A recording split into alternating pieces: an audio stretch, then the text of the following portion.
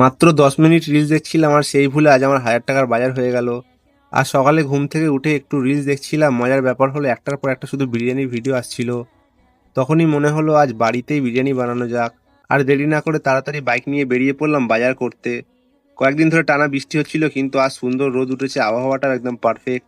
প্রথমে একটা মুদিখানার দোকানে গেলাম, বিরিয়ানির জন্য চাল মশলা আরও দরকারি সব জিনিস কিনে নিলাম।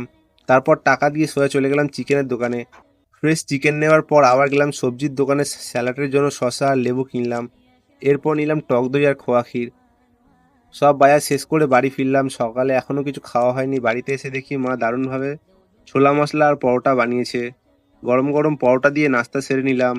তারপর গোসল করে একদম ফ্রেশ হয়ে একটু রিলস দেখলাম। এরপর শুরু হলো আজকের সবচেয়ে অপেক্ষার মুহূর্ত, বিরিয়ানি রান্না। রান্না হওয়ার সময় কয়েকটা সুন্দর সিনেমেটিক শট নিলাম, যাতে ভিডিওটা আরো সুন্দর লাগে। অবশেষে যখন বিরিয়ানি পুরো তৈরি হলো, সেই সুগন্ধে আর অপেক্ষা করা গেল না। শেষে সবাই মিলে গরম গরম বিরিয়ানি খেলাম। সত্যি বলতে আজকের পুরো দিনটা একদম রিলস থেকে শুরু হয়ে বানানো বিরিয়ানিতে গিয়ে শেষ হলো। যদি ভিডিওটা ভালো লেগে থাকে তাহলে লাইক, কমেন্ট আর সাবস্ক্রাইব করতে ভুলবেন না। আবার দেখা হবে অন্য কোনো ব্লগে।